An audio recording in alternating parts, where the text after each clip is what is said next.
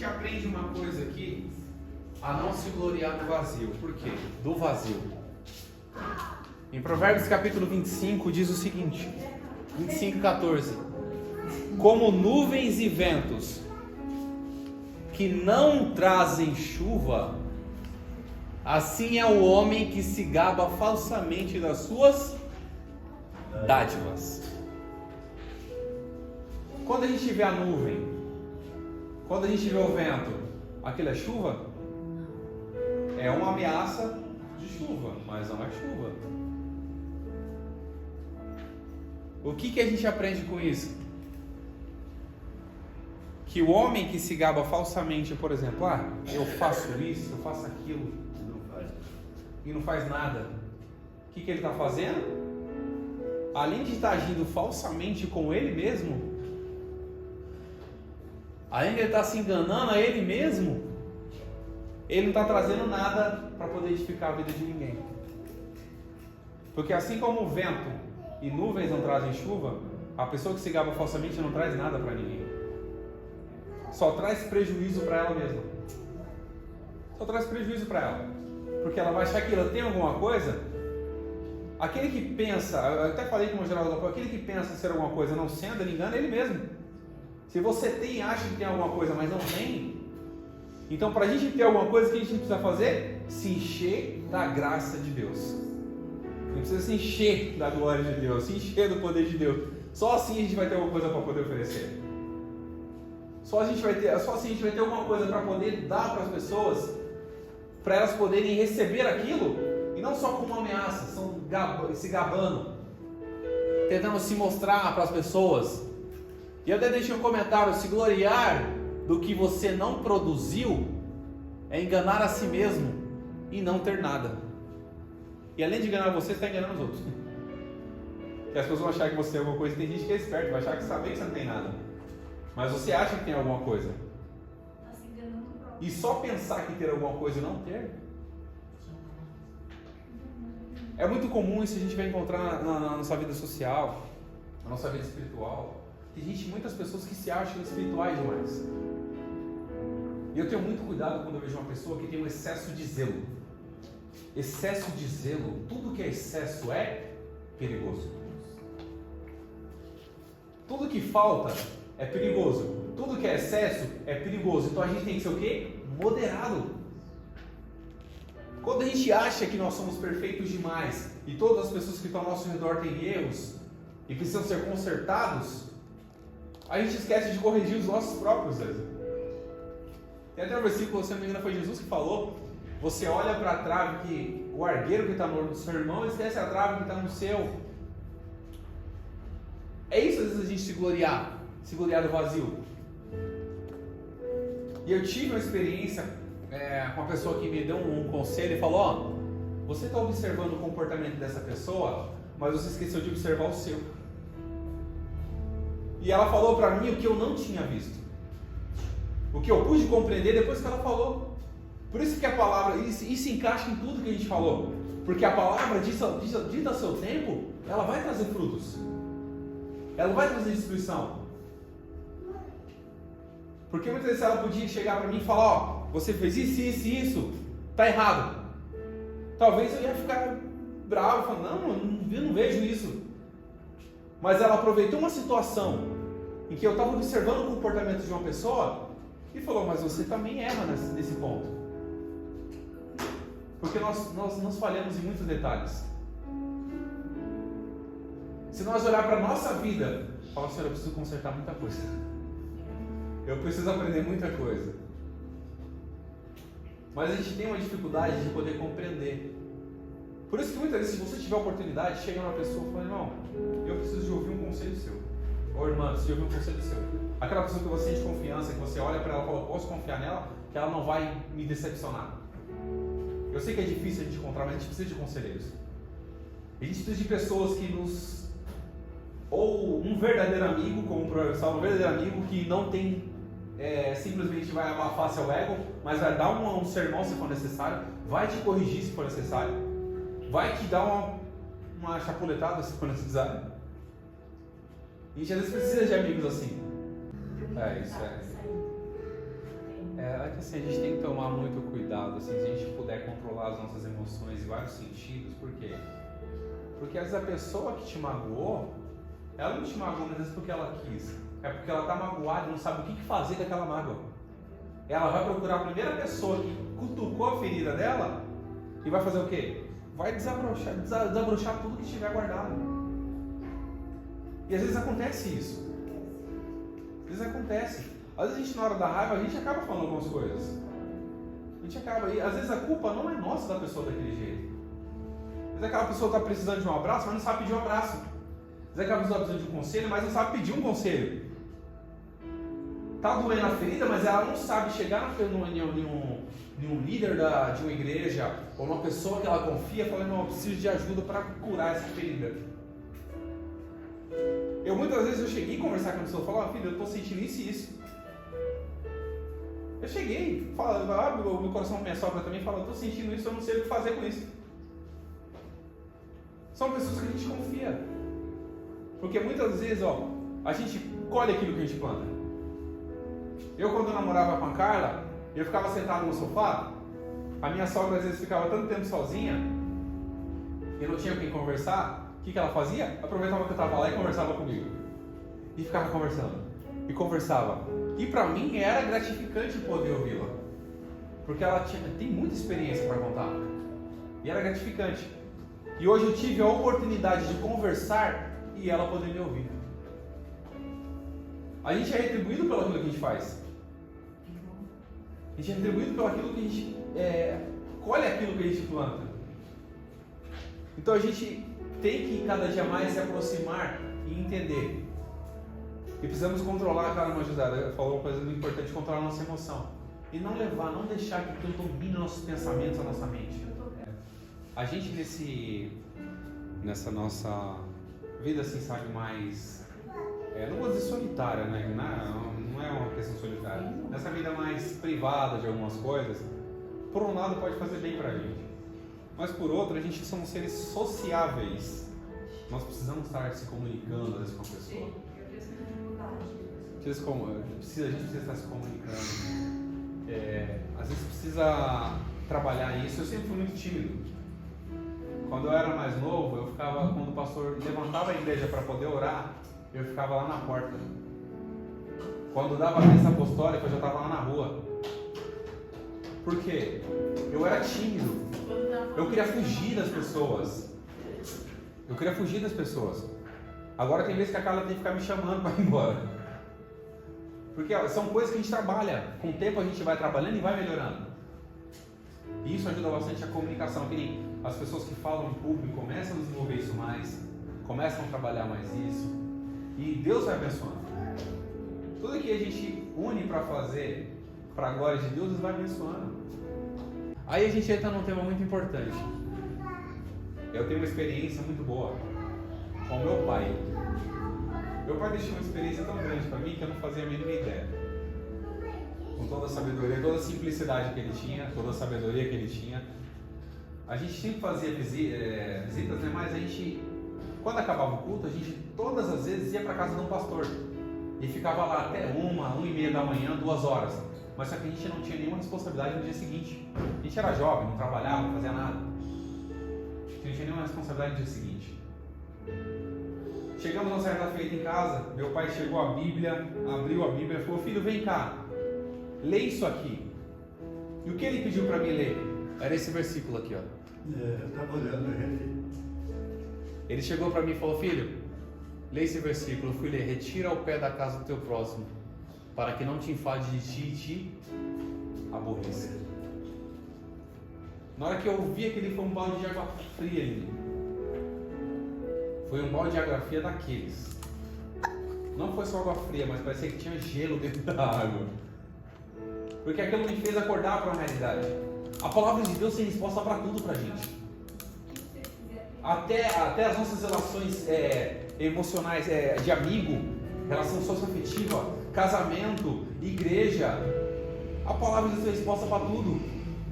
Meu pai mostrou isso para mim. Depois disso aqui, dessa palavra, eu falo que eu nunca mais sou o mesmo. Porque ele ensinou muita coisa. Se você tiver a oportunidade de casa do seu irmão, vai. Mas nunca faça morada na casa dele. E deixei até um comentário aqui que fala o seguinte: a palavra de Deus quer te privar de aborrecimentos e te ensina até como lidar com relações para evitar desunião. Esse foi o comentário que eu deixei. É muito importante isso, interessante demais esse versículo. Eu queria que boa parte das pessoas, ou muitas pessoas estivessem aqui. Que muitas vezes a gente tem a oportunidade de falar um pouco que a gente sabe para as pessoas, isso edifica muita gente. É um prazer para mim poder fazer isso. É um prazer muito grande para mim poder fazer isso. Explicar para as pessoas aquilo que eu entendo sobre o assunto, aquilo que eu entendi, aquilo que eu aprendi. Eu não sou dono do saber, eu falo para todo mundo que eu vou morrer e não vou saber tudo. Converso com qualquer pessoa. Eu vou ser um aluno pro resto da minha vida. Isso eu não for apenas um aprendiz. E isso a Bíblia nos ensina como de relações interpessoais, entre amigos. É tirar o pé da casa do seu irmão. Tirar o pé não é você fugir, não aparecer nunca mais. É você mandar uma mensagem: meu irmão, tudo bem? Vamos fazer uma coisa, vem aqui em casa, vamos tomar um café. E também falar, depois que ele vê que você teve essa atitude, ele vai falar: vamos lá em casa também, vamos tomar um café junto. Tem um filósofo que diz o seguinte: o importante de você ir jantar com pessoas, ir para uma churrascaria, não é a comida, é o momento que você passa com pessoas importantes. O momento que você passa com pessoas importantes é muito mais saudável do que a alimentação. E isso faz parte da nossa vida. Se a gente tiver a oportunidade, que nem todo esse tempo todinho que passamos os provérbios, tinha tantos ensinamentos, edificou tanto a minha vida, poder falar e aprender. Porque quando a gente fala, a gente não só fala, a gente aprende. Porque nós somos ministrados também. Deus fala no nosso coração. Tem coisas que eu falo aqui e falo: poxa, eu não tinha pensado nisso antes, eu estou falando agora porque Deus mostrou para mim. Deus me apresentou isso por meio da palavra. E aqui a gente vai aprender uma coisa muito interessante: negar a sua vontade. Se o teu, Provérbios 25, 21 e 22. Se o que te aborrece tiver fome, dá-lhe pão para comer, e se tiver sede, dá-lhe água para beber, porque assim brasas lhe amontoarão sobre a cabeça e o Senhor tu pagará. O Senhor te pagará. E o comentário: a Deus pertence a vingança e Ele retribuirá a cada um segundo a sua obra. Pode ler? E Paulo confirma esse provérbio em Romanos, no capítulo 12, capítulo 12, versículo 19 ao 21, que o irmão Geraldo vai ler agora. Amados, não vos vingueis a vós mesmos, mas dai lugar à ira, porque está escrito: a vingança é minha e eu confessarei, diz o Senhor. Portanto, se o teu inimigo tiver fome, alimenta-o. Se ele tiver sede, dá-lhe de beber, porque fazendo isto, amontoarás brasas de fogo sobre a sua cabeça. Não sejas vencido pelo mal, mas vence o mal com o bem. E é exatamente o que Provérbios fala. Paulo confirma isso na carta escrevendo aos Romanos. Então é importante a gente entender uma coisa, que Paulo escreveu aos Gálatas também. Deus não se deixa escarnecer. Tudo que o homem plantar, ele vai o quê? Colher. Tudo que o homem plantar, ele vai ceifar. E muitas vezes a gente pensa que, eu já comentei uma vez, inclusive na escola dominical, que a gente acha que o amor é simplesmente um sentimento. Amar é simplesmente um sentimento. Eu tenho que sentir para poder fazer. Você vai sentir vontade de alimentar alguém que é seu inimigo? Você vai sentir vontade de dar água para o seu inimigo beber? Então o que é isso? Não é só um sentimento. É uma ordem que Deus está dando para você. É fazer. É duro, é difícil. A gente vai contra nossas próprias vontades, vai. E por isso que eu coloquei esse título: a gente negar a nossa própria vontade. O que é amar? Negar a nossa própria vontade. Para poder fazer o quê? alguma coisa por alguém. Não é fácil. Mas a gente tem que entender uma coisa aqui, é Deus que retribui aquilo que a gente faz, não é o ser humano. E a gente espera, a gente tem muita esperança no ser humano. Não é errado você confiar nas pessoas, não é pecado você confiar nas pessoas, acreditar que elas podem fazer alguma coisa por você, não é errado. Mas você tem que entender uma coisa, que é só Deus que vai retribuir para você tudo que você faz. Tanto as coisas boas, quanto as coisas ruins. Você vai ser retribuído. Eu entendo que a oração vai muito além de um contato com Deus. Além de um contato com Deus, a oração está preparando você para saber lidar com outras situações da vida. Está te preparando. A gente acha, eu vou orar, vou conversar com Deus, vou passar 1 hora e 2 horas. É importante para a nossa vida espiritual? É. Mas uma certa feita eu estava... Acordei de manhã, né, bem cedinho, e estava conversando com a Carla. E de repente parecia que vinha coisas na minha mente, assim, uma coisa... Sabe, parece que a gente é meio doido da cabeça. E a Carla estava saindo de manhã para fazer oração. Aí Deus começou a colocar no meu coração algumas palavras.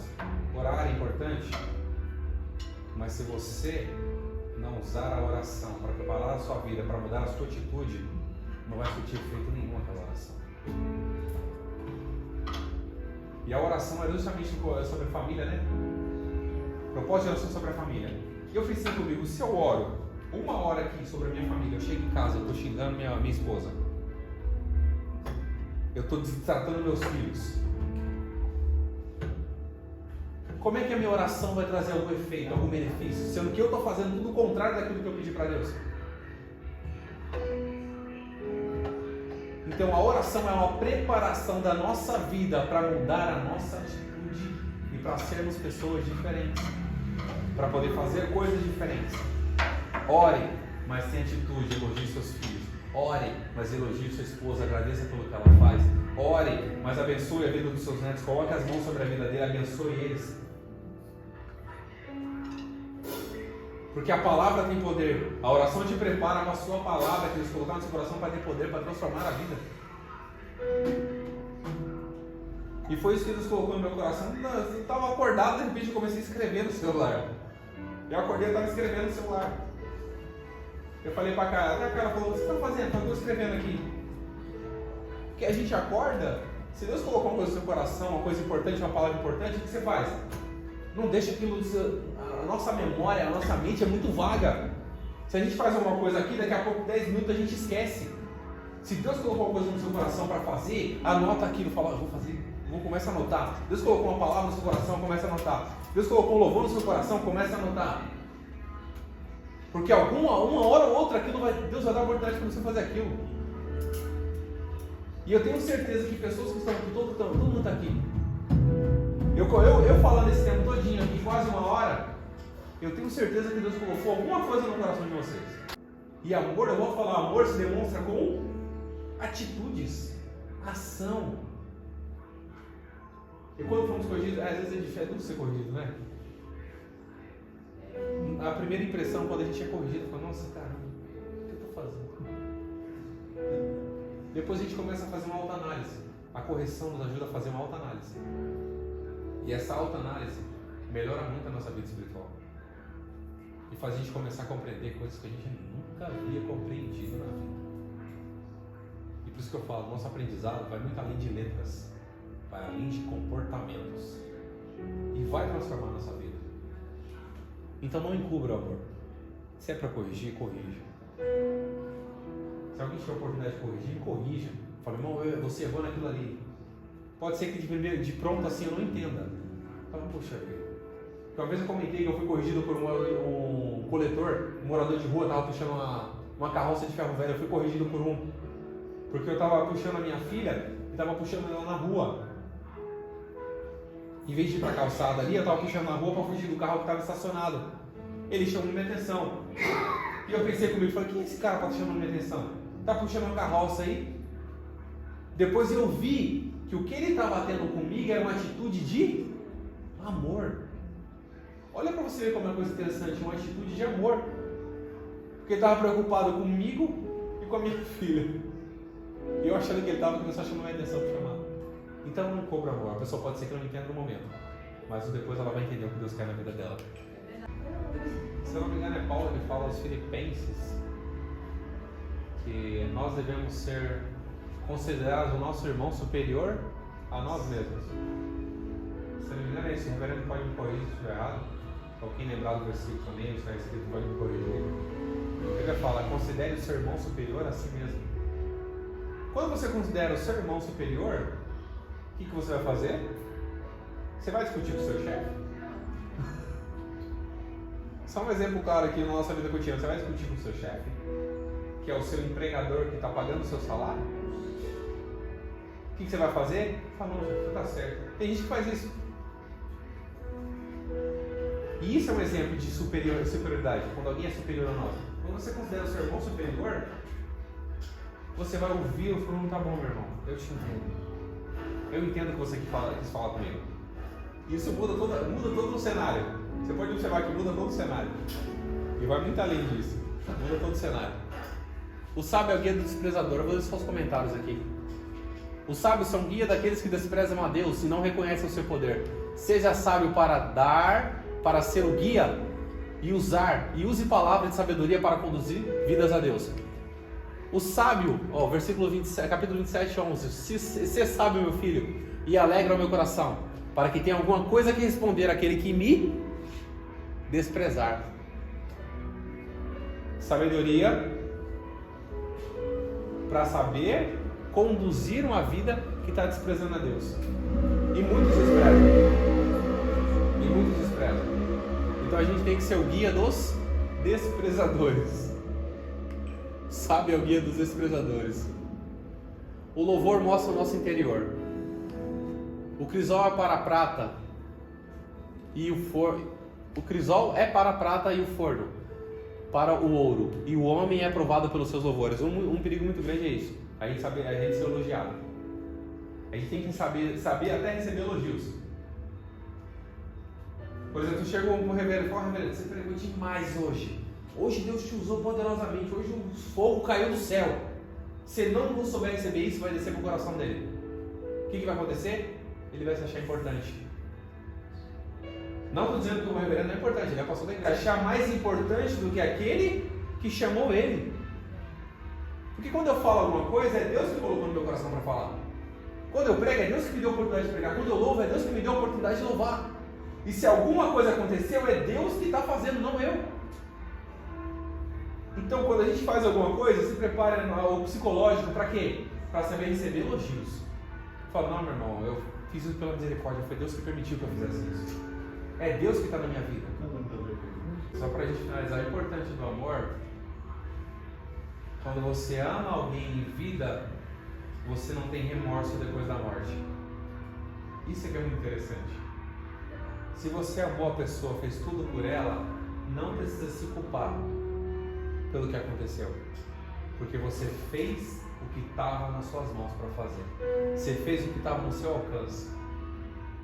Nós somos instrumentos de Deus. Nós fazemos aquilo que Deus ordena que a gente faça. Instruímos pessoas da forma que devemos instruir, como Deus coloca no nosso coração para fazer. Então, depois que encerrou, e eu falo que meu pai faleceu, foi embora,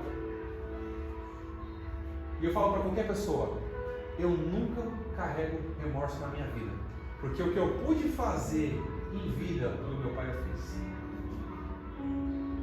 Então isso é importante para a gente.